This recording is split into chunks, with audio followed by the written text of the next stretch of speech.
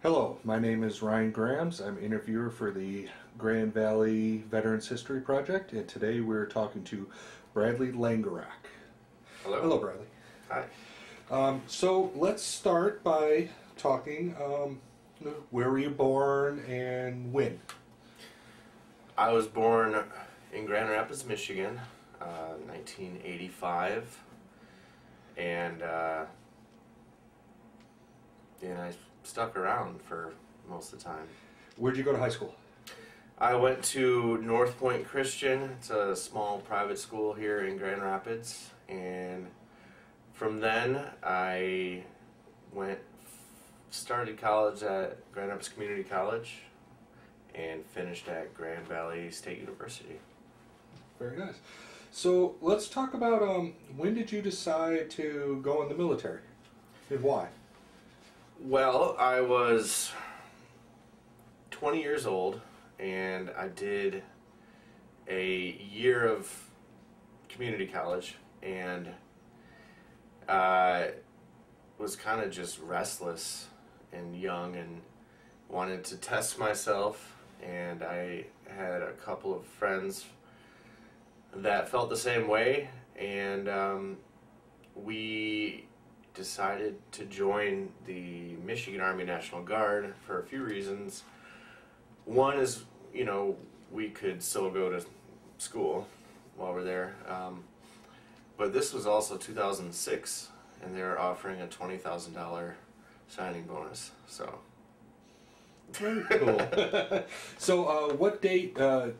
When did you actually join? Like date wise? It was February 2006. Okay. And when you went in, let's talk about basic. Tell me about basic training. Where'd you go? Things happened there. Absolutely. I finished my semester at Grand Valley beginning of May, and then I think it was May 19, I got shipped down to Fort Benning, Georgia, and right away I was like, what did I get myself into? Because there was a whole lot of, being told what to do and standing around and standing in lines, and then you're getting shots and you're going through different things, and then they put you on a trailer. And I'm sure a lot of people that are not familiar with the military do realize, like, the beginning of basic training is very intense and a lot of yelling, and I know it's the drill sergeants, trying to break you down from your individualist self into becoming part of a cohesive team, and that takes some getting used to when you're used to doing whatever you want and stuff. But it was I got used to it, and I'm glad that I was able to go through that. The biggest thing in Georgia is in the summer is the heat, and in basic training, the heat combined with lack of sleep, that was harder than anything else. So when you went in the military, what did you choose to do? What was your job? So I chose to do infantry, and not because I had to. I had options, but I was like, in my mind, I was like, if I'm going to do this, I want to do like the most straight up Army thing you can do, and that's why I was like, well, just give me a rifle and put me out front and learn all the basic infantry skills of movements. And I mean, this was, I don't know if they still do it, but like, you learn how to take your knife and try to demine a field, and like just the basic land navigational stuff, and all that was just interesting to me. It's kind of like Boy Scouts, which I would never did growing up, so I was like, oh, I get to learn all these survival skills and things like that, so that was kind of fun. Okay. And all infantry goes to Fort Benning, Georgia for training, correct? Yeah.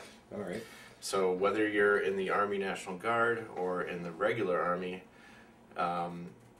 you get sent and trained the same way for basic training and infantry training. So you go to basic training.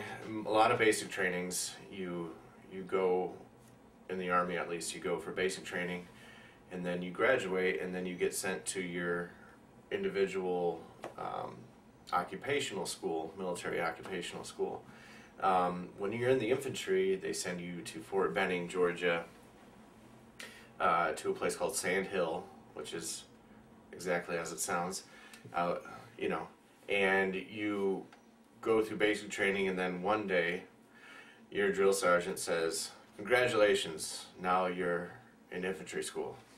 And then you just keep on going. So there's no break, there's no celebrating with family or having a pass where you can go hang out with your friends out in town or whatever. It's just like, oh, now you're doing infantry. Tell me about a typical day in basic and AIT, advanced individual training, as a infantry trainee. What's a typical day like, the stuff you do? Sure. So we're talking, how many years ago was this? This was 18 years ago? It was a while ago. But, so in basic and AIT at Fort Benning in the summer of 2006, what happens is you get up. Well, let's back it up a little bit. So you go to bed on an average day at 9 p.m. and depending on how well behaved the company or the platoon was,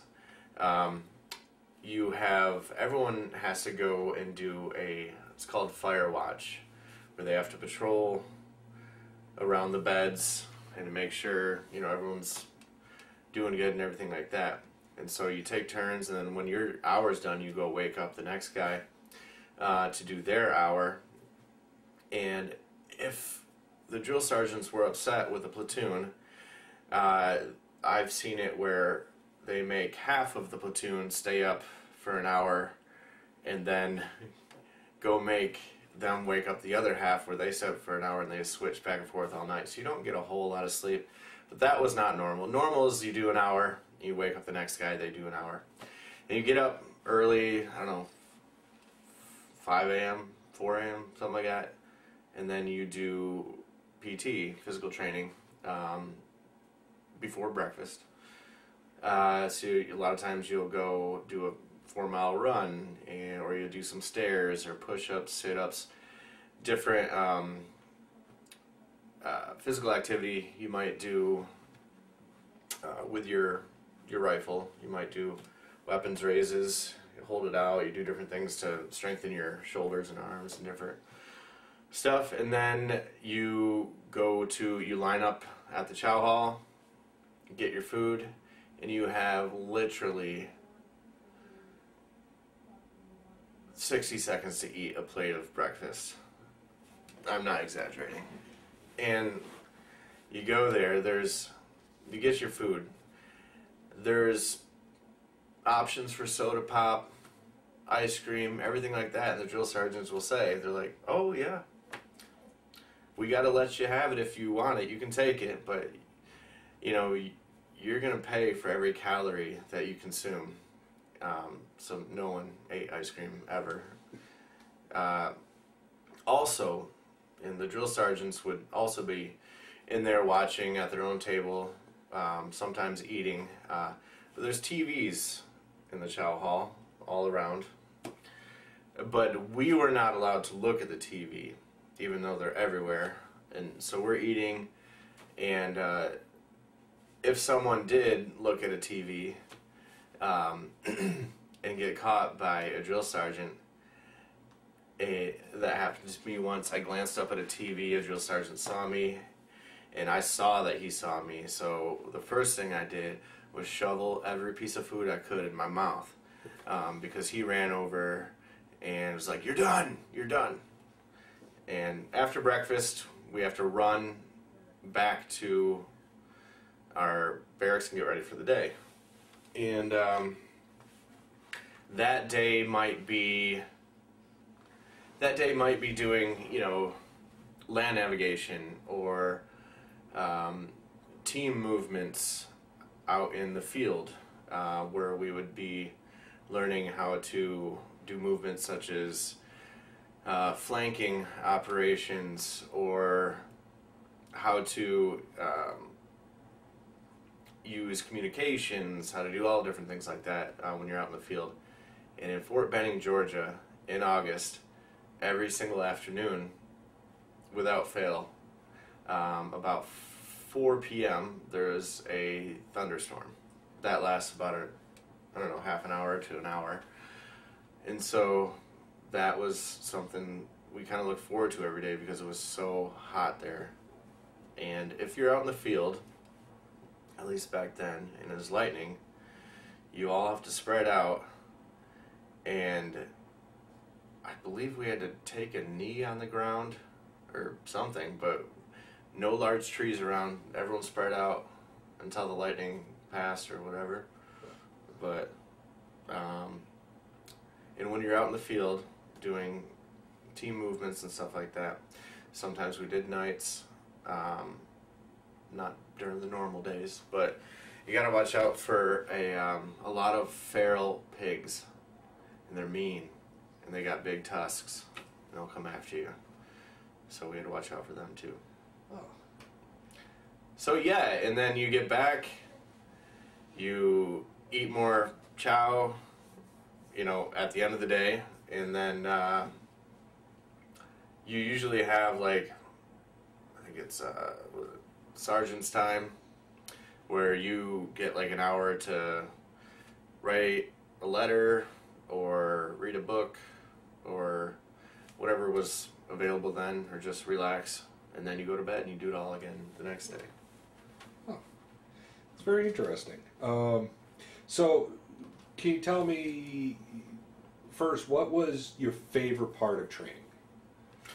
Of basic training? In basic training and AIT. Okay. Well, what would be your favorite point? Your favorite thing you did? Or I really enjoyed doing the ropes training. So that is the first thing that comes to mind, at least. Rappelling, but also doing, you're going down a wall and you've got the rope behind you and you're running down a wall, head first, fast. I don't know what's the word for it. I don't remember. I don't know. But yeah, that was fun, learning how to do that. Setting up all your gear, the ropes, and you really have to trust your trainers. And that's the other thing about basic and AIT infantry training. Every stage of training, you have trainers that are not always your drill sergeants. They're experts in the field, and they're there to make sure that everyone there, by the time they leave, are proficient in that training. And whether that could be a weapon system, whether that could be learning how to throw a grenade, learning how to do land navigation, learning how to do medical training in the field where you need to help someone that's been injured. All these things are stages of basic training and infantry training that you go to, and you have expert trainers there to facilitate that training. I love learning, so learning new skills and everything, and weapon systems, learning how to clean everything, put it together, how they work. That was pretty interesting too. So what was the hardest part of training for you? What was the worst part for you? I think the initial shock in accepting, all right, this is going to be a 15-week deal that, you can't have the food you want to have, you can't relax, you can't talk to who you want to talk to at home. We got a few phone calls. There's no cell phones when I was in. No, we didn't have access to the internet. So yeah, the lack of communication was tough, but the real tough part was mentally when you're on very little sleep and you have very tough authoritarian figures telling you what to do and kind of running you ragged when you're low on sleep, high in heat, and running around, you know, doing all different things. Like, you're just always tired and you're always kind of drained and trying to do your best. But some people really excel in that situation. So you make it through basic and AIT, mm-hmm. and you have graduation. Yeah. Tell me about graduation. How did graduation feel? Well, I'm thinking back. It was a huge relief. Like, okay, I just accomplished something that a lot of people haven't. And my family was able to come down, and you have a huge ceremony and in a large field with bleachers and everything like that, and you got your best your class A's and everything on. So it was nice. It felt like, you know, all right, I accomplished something, and now I'm, you know, a soldier, and you know, what's next, I guess. But it was nice. It was nice having the family there, and everyone was real proud of everybody. So, and that brings up next part. What happens next? When you're in National Guard and you graduate, what happens now? Yeah, so I graduated August 25th, 2006, in Georgia, in Fort Benning, Georgia. I live in Grand Rapids, Michigan. So I went home, and then 3 days later, on August 28th, so pretty much like a Friday to a Monday, and I started full-time back at college again at Grand Valley State University. It was a very rough, quick transition from being just totally controlled and physically and mentally tired, and all of a sudden you're at a college university, and it was just very different worlds. So that took some getting used to. But when you're in the National Guard, you go back home to your school or your work, to your family or your friends, and you do 1 weekend a month training at a nearby base. In Michigan, close to us, we have Camp Grayling and Fort Custer, our bases here that we trained at. Within a month of me getting back from Georgia and joining my new unit, infantry unit in the Michigan Army National Guard, we were put on, I guess the word would be like on notice, not really orders, put on notice that we were going to get deployed to Iraq, you know, within the next 9-10 months. So right away we were told that, and so that changed the training schedule. So now, instead of doing 1 week in the summer, we did 2 weeks in the summer, and then we were doing a week here and a week there. So it became really tough on my school schedule, missing so much class time, exams. It's hard to make all that up coming back, so that put some pressure on there. But yeah, a year later, we got deployed to Ramadi, Iraq. So this was early 2008, or beginning of 2008, and we got back at the beginning of 2009 from that deployment. So while you're training, getting ready to go on deployment, what was the training like for the National Guard leading up to your actual leaving date? Yeah, what type of stuff did you guys do?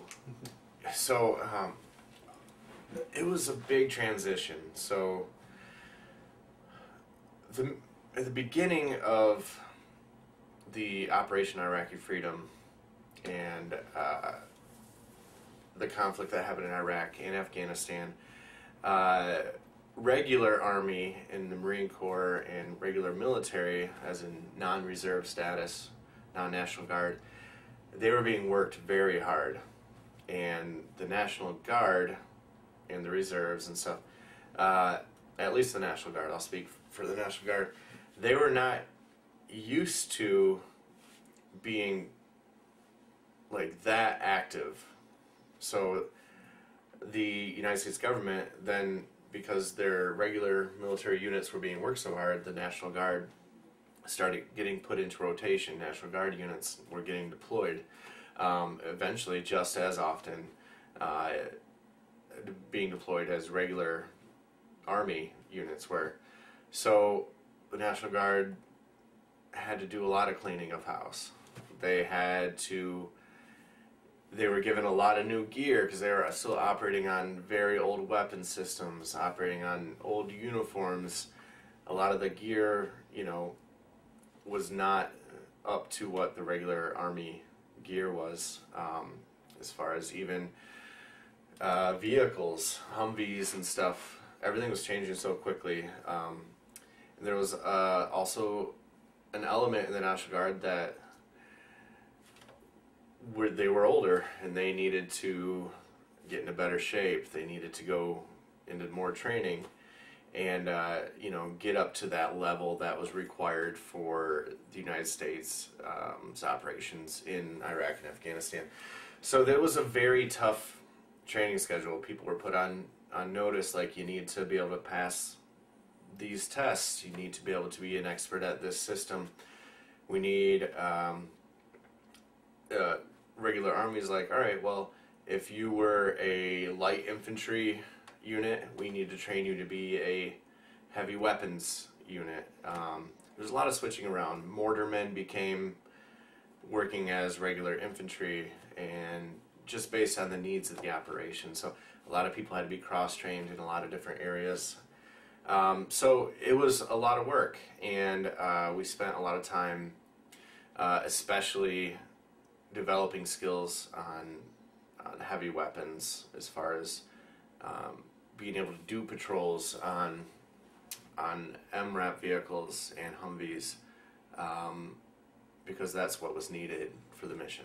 So we did a lot of that to get ready. We did that in Indiana. We did that all over Michigan. And before we left for the Middle East, we spent 3 months in Fort Hood, Texas,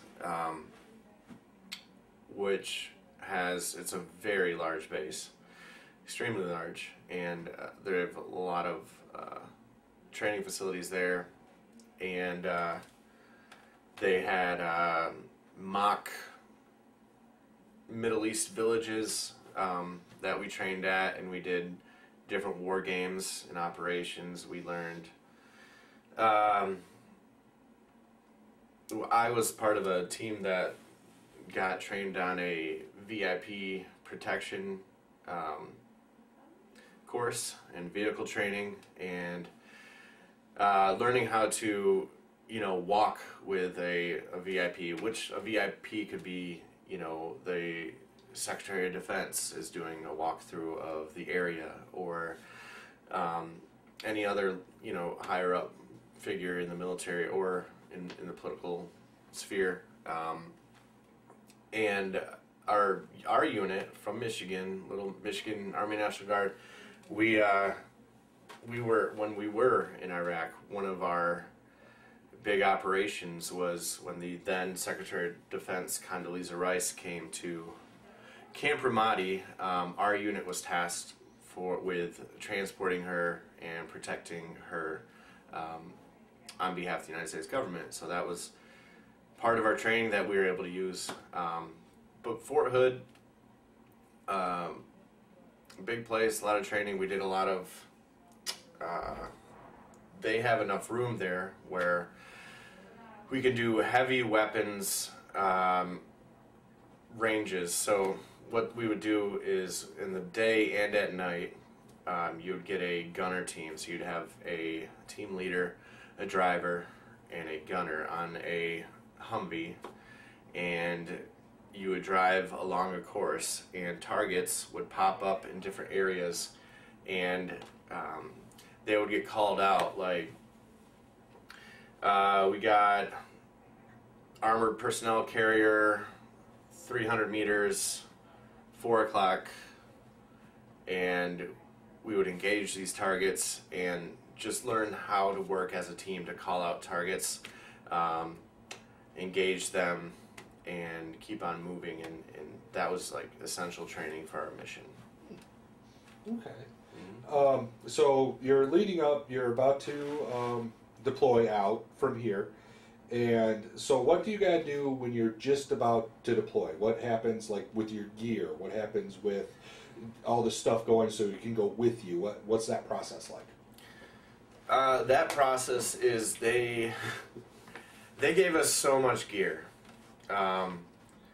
They gave us cold weather gear for Iraq.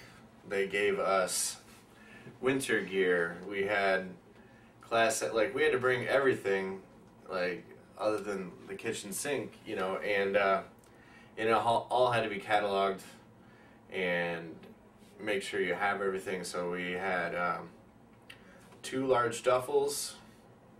We had a fully packed rucksack, and we, you know, you stage all that, and that all has to be with you. So you're required to maintain possession of those objects. And I mean, it's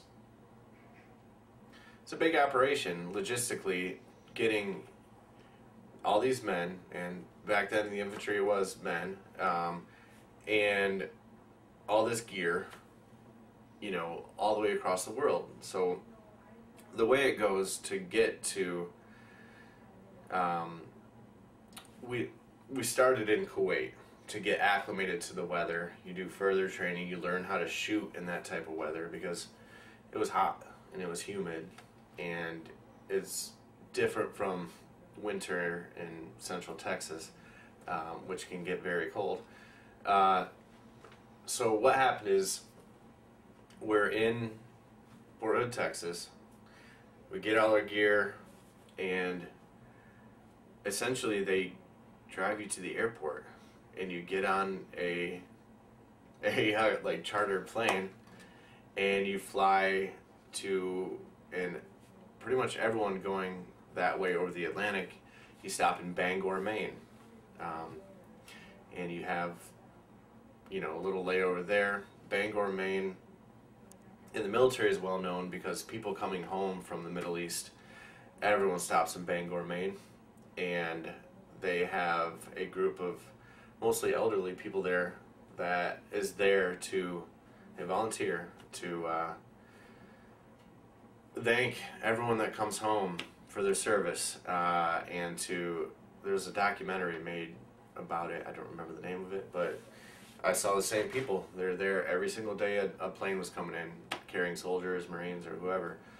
So you stop in Bangor, Maine, and then you stop somewhere in Europe. You either stop in Ireland, and I think it's Shannon, Ireland, or you stop in Germany, and it is, I don't remember the name of the place where we stopped in Germany, but from there you go to Kuwait City, and in Kuwait City you are considered part of combat operations. Kuwait is, or was considered, a combat zone because of how close in proximity you are to Iraq. So you get there, and then right away you get your weapons, and you do have live ammo, and all of a sudden you go from a training situation to real life, where you're put on a bus, and they have blackout window curtains and everything, and then you're going through a pure sand desert to one of the U.S. bases in Kuwait to get acclimated. There's a few Air Force bases, there's other bases that are very large there. a lot of support units are there supporting combat operations in Iraq and Afghanistan. And people get there to go there to get acclimated and to make sure, wait for other units to come to join them. It's just kind of like a meeting place. And then from there, you go to Iraq. So, back up just a little bit. What was it like being on the plane flying over the ocean to head there? With everyone on the plane together, what was it like? I think, with people in our unit, there's people that have been deployed multiple times before. There's people that are older, people that are brand new. So you got the same mix. When you're in the Army, when you're in the infantry, whether you're scared or not, you're still bullshitting with your fellow guys. You're still joking around. Some guys might be quiet thinking about stuff, but I think at that point in time, you're just in it. You're like, all right, well, let's make the best of it. Let's, some people joke to when they face, uncertainty. They might just joke around and things like that. So it wasn't like a quiet, sad trip. It was like, and it wasn't like, oh yeah, we're gonna do everything. It was kind of like same old, joke about so and so doing whatever. And was there a moment for you where it just like hit you? This is where I'm going. Yeah, not on that plane ride. On a different plane ride. Yeah. So. Tell me about that. Yeah. So in Iraq, my battalion, or at least part of my battalion, was stationed in Ramadi, which is, I think it's like 40 or 50 miles west of Baghdad. So it's in the Al-Anbar province. It's a very small base. And Al-Anbar, west of Baghdad, is Fallujah, and then you have Ramadi, which in the years prior to me going there was one of the most dangerous places on earth. You have the Battle of Fallujah, and then you had Ramadi in 2006, 2007, right up to before I got there in 2008, was a very dangerous place to be. A lot of bombs and snipers and rockets and mortars and everything like that. So to get to Ramadi from Kuwait, you get on a C-130, which a C-130 is a military cargo plane mostly. You can also transport human cargo, like soldiers. And so you get on that, and you got all your helmet and all your gear on, you got your weapon and everything like that, and they fly you at night to a base in, I forget exactly, near Baghdad. But while you're flying at night, they fly you high, and you look down and you just see rockets, explosions. Like, it looks like the 4th of July on the ground, and that's exactly when I was like, oh crap, like, I'm a little bit scared. And for the first, just to go along with the whole scared thing, for the first 2-3 weeks there, I'm scared, and then you have to stop being scared because you can't do your job right if you're scared. You just have to accept certain things, religious or not, whatever. You have to accept, like, this could be it. Like, let's just do the best we can, because if you're too scared to do your job right, the likelihood of you getting killed goes up way higher. So you have to, in order to do your job good, you have to get that out of your head. So that's when I was scared. That day, and then for like the next 3 weeks, and then I stopped. So tell me about being at the base in Ramadi, the stuff you did there. Yeah. What was it like? So in order to get there, we take Blackhawks or other helicopters to get to Camp Ramadi. Camp Ramadi and all of Western Iraq, Anbar Province, everything, is owned by the Marines. The Marines control that, United States Marines. And we were just a single unit at Ramadi. And Ramadi is a small place. So at the time, 2008,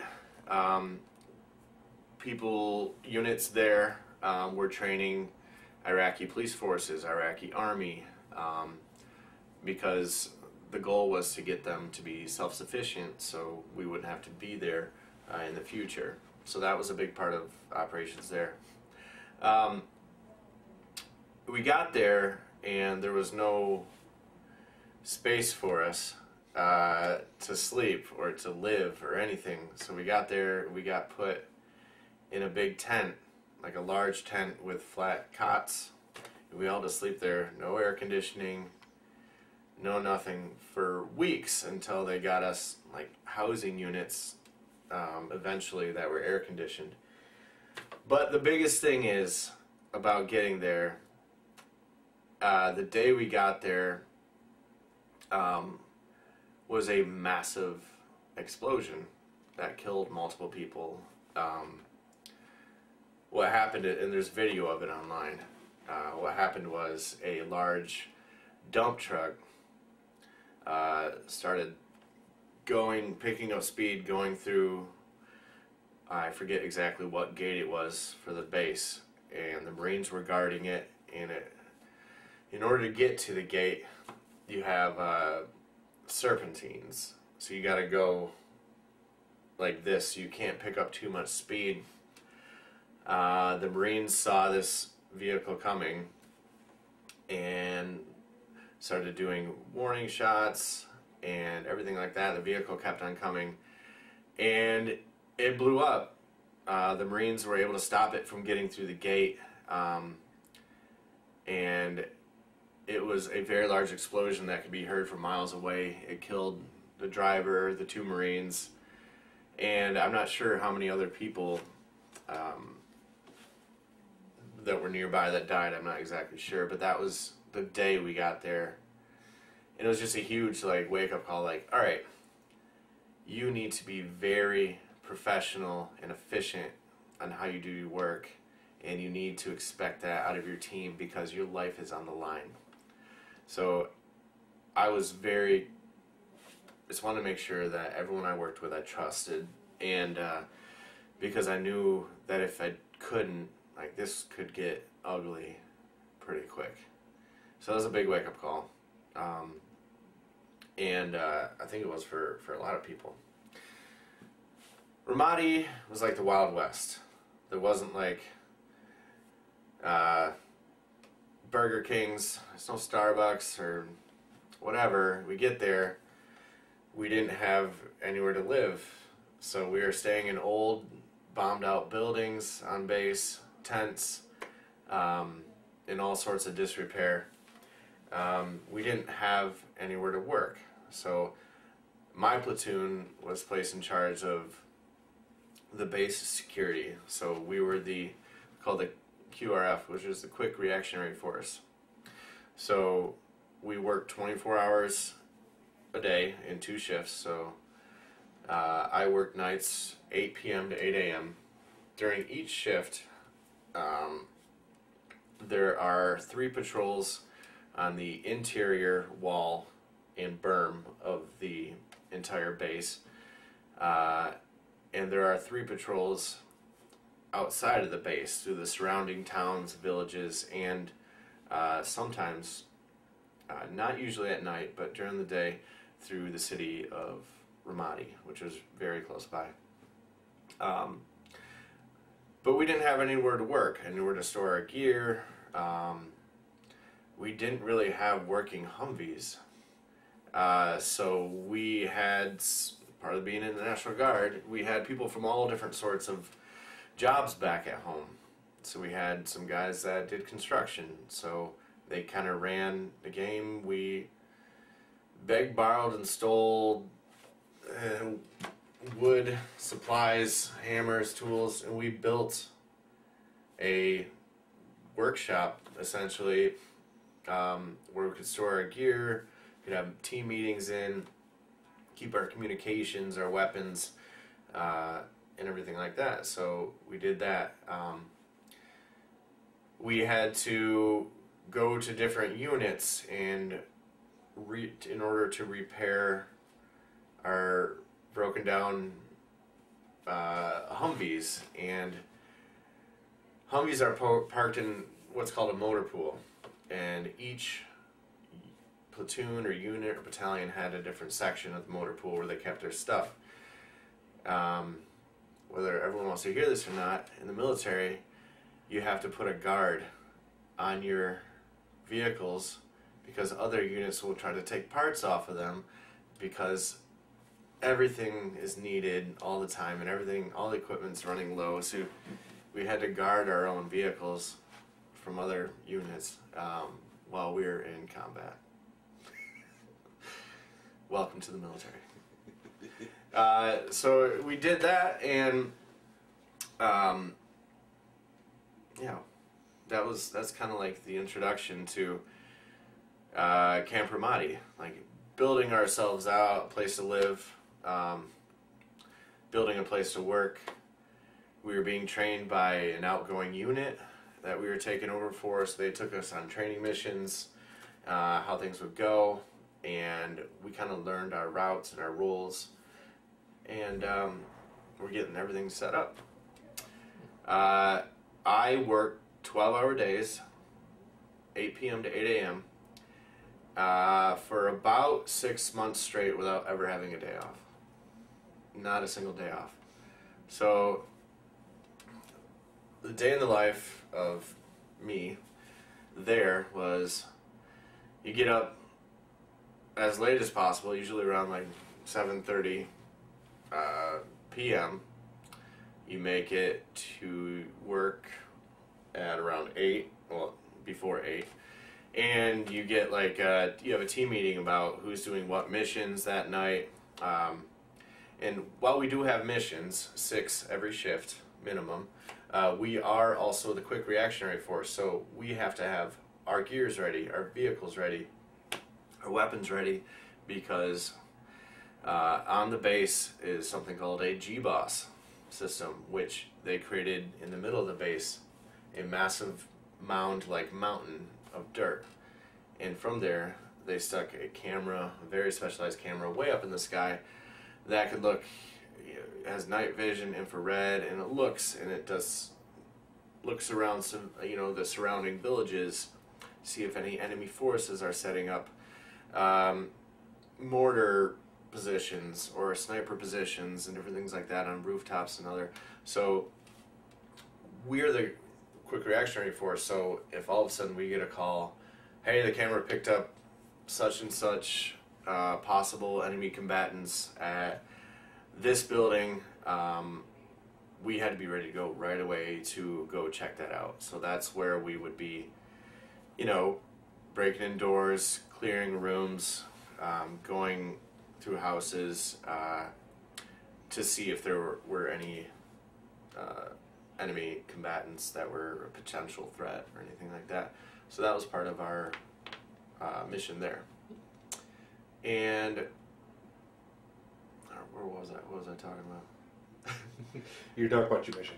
Oh, so yeah, we were so busy that I worked all those months straight without a day off. But when we were on shift, we had a gym, like workout weights and stuff like that, was very close to, like 30 feet away from our workstation. So while we're not on mission, and while we are waiting just in case there's a call that we need to answer very quickly, because we're essentially the first responders for threats, we would work out. We would work out while we're on shift, and then normally after shift, at least I did, there's not much else to do. I would go with my battle buddies, and we'd hit the gym, play basketball, lift weights, things like that. Everyone there we bought. They had a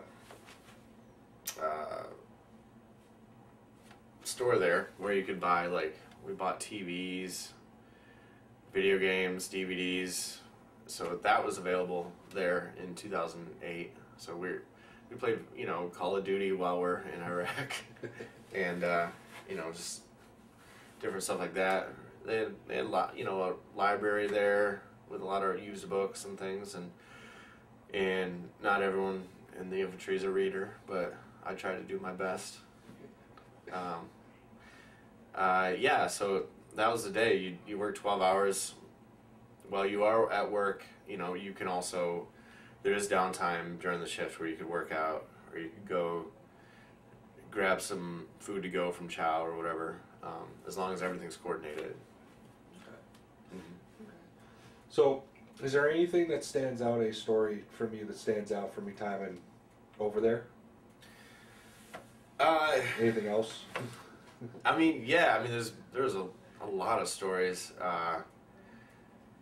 I'm trying to think. What type of stories are we thinking about here?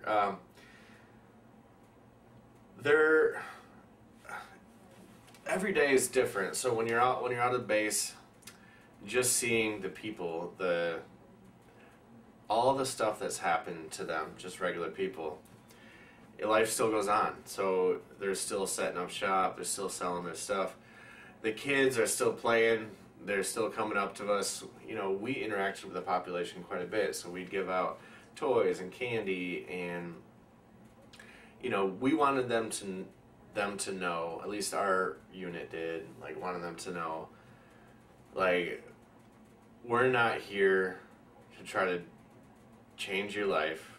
We're just, you know, we're here to do our job to make sure that the lives that are being lived here can go on as normal as possible while things are hopefully getting figured out and rebuilt. So we would interact, and this was very interesting, local tribal chiefs, they're called sheikhs there, and we would have tea with them and talk about things going on, you know, in the neighborhood and stuff like that. That was pretty interesting. The other very interesting and very memorable thing that I was able to do, along one side of the base ran the Euphrates River. Where Euphrates River is mentioned alongside, you know, the Tigris River and stuff like that. It's very old. It's in the Bible. And there's a lot of vegetation along it and everything. And it's a very quick moving river. And me and myself and two of my Army buddies, we, after a shift one day, we took out a Humvee and we had shorts on. We put our gear, our body armor gear and our weapons and everything like that over our shorts, and we drove out to the Euphrates River, and with someone doing overwatch, the other two would jump in, and we swam the Euphrates River. It was pretty cool. It was very fast moving, and we never really got permission to do so, but we never got in trouble. So in the Army, the saying goes, it's better to ask for forgiveness than for permission. So that was a fun time. Like that. So you got through, and then you're coming back. What was it like to come back? Like leading up to come back, and then when you got back? Absolutely. So coming back, well, getting ready to leave, everyone is on edge because they're like, all right, I got 3 weeks left before I'm out of here. Like, don't die now. It's kind of a joke, but not really, because we've all seen movies like, oh, so-and-so's heading home tomorrow, but, you know, things don't work out that way. So everyone was super vigilant, on missions, because when you get closer, you're like, I might actually make it through this thing. And in the beginning, you're like, you know what? You kind of have to have the mindset like, all right, you know, I might not make it through this thing, but I still have to do what I have to do. When you're almost ready to leave, you stop taking risks. You are way more careful, and at the same time, the outgoing unit is training the incoming soldiers how to do what we just did for the past 9 months in country. So I was placed in charge of part of that, training certain units on certain routes, and what to expect from the populace, what to expect from, you know, potential places where IEDs have been hidden, have gone off, how to control traffic coming at you when you're going down the road. There's a lot of things that happen on these missions that are very essential, one of which is being a show of strength and a show of force. You have to really control your space. If you're not able to do that, in a situation like this, in this part of the world, in the situation that, you know, Iraqis were in, if you're not able to control your space and be a show of strength, people will take advantage of that. So that's what we were teaching these incoming units. You might know your weapon systems, you might know this or that, but this is how you present yourself when you're out on a mission. Fair but strong, never cruel, because people remember that. So that's what we were teaching, and we wanted to make sure that we left Ramadi as good as we found it. So yeah, training new people and picking them up from, we had to do missions to pick up new people from Baghdad and drive them back along dangerous, you know, route Michigan, which that big stretch from Baghdad to Ramadi and stuff like that, which everyone was, you know, worried to be on because explosives, IEDs, and happen all the time on that. And we're like, all right, we're 2 weeks out. You know, we really got to do this. But yeah, so we did that. But once we, you know, handed over the reins, so to speak, to the new unit, and we were like, all right, you're in charge, and we were just waiting for a window. So whenever you're traveling to or from your base in Iraq to Kuwait, where then you fly home, you're kind of dodging, depending on the time of year, you're dodging sandstorms. So sandstorms and helicopters, no. Sandstorms and any visibility and security or anything like that, no. And sandstorms and landing, you know, a C-130, it doesn't work. So sometimes it may take a few days to get from your base to back in the United States, and I've had it take 10 days where you're waiting for sandstorms to end, or the right plane to show up, or a helicopter mission to end so you can take that. And part of flying in and out of Iraq is that when they come into the base, they come in very steep from very high. It's not like a slow landing because they don't want to get the plane shot at. And when they leave, they go as quickly up as possible. So it's not a smooth ride. Yeah, so we were able to get out, and you know, you go to Kuwait, and then you wait there for days until you can, you know, get a charter flight from Kuwait International Airport back to Germany, and then to Bangor, Maine, and then back to Fort Hood, Texas, where we pre-mobilized and we also demobilized there. We got there mid to late December of 2008, and we spent, I believe, weeks there. So what happens, because not only are we demobilizing, we're also in the National Guard, so we're also getting discharged from active duty. So when you're discharged from active duty, you have to go through all the physical and mental tests. You have to go through different stations, and it's a lot of hurry up and wait and standing around, and you gotta do a lot of stuff because they want to make sure, hey, if you're leaving active duty, we need to make sure, you know, you're not broken in some sort of way, physically or mentally, and everything like that. They do hearing tests, eyesight. You turn in a lot of gear, weapons,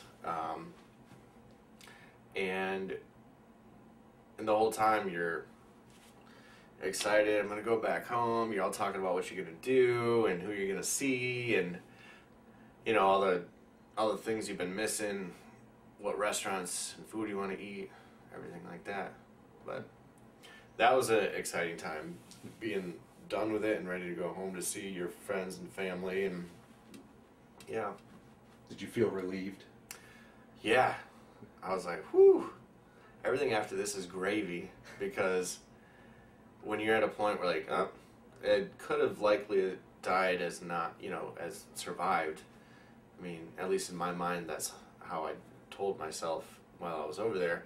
Come back, you're like, everything after this in my life, like, is extra. It's gravy.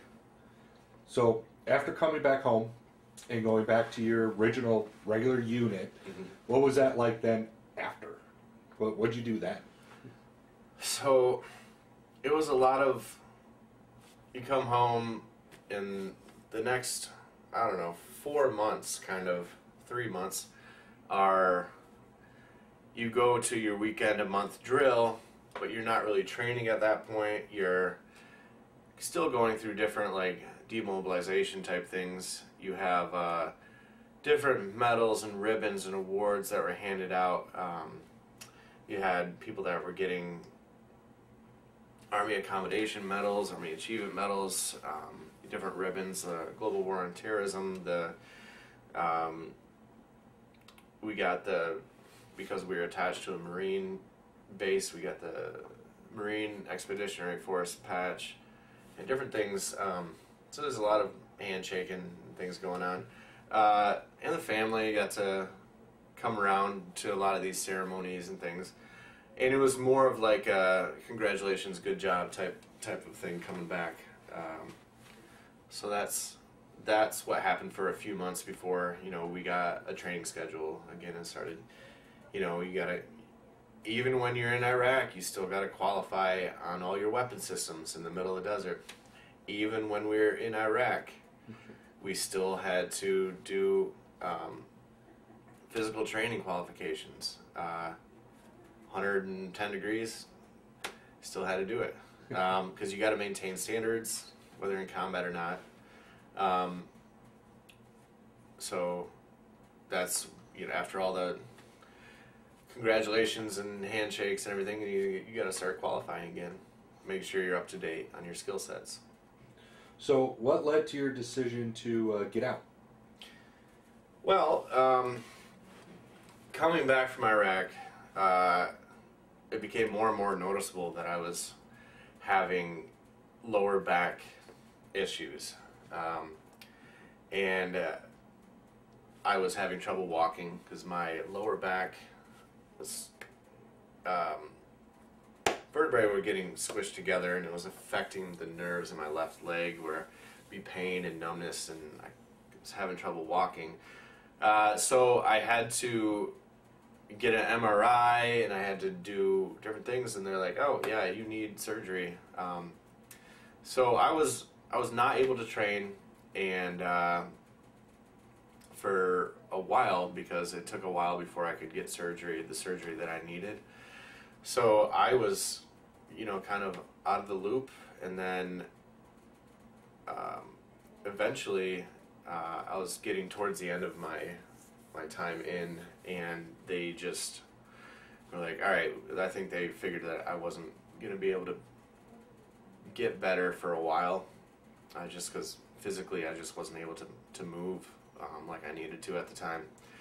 So yeah, they agreed to give me an honorable discharge from the National Guard, and during this whole process, after I got back from Iraq, I was finishing up my bachelor's degree.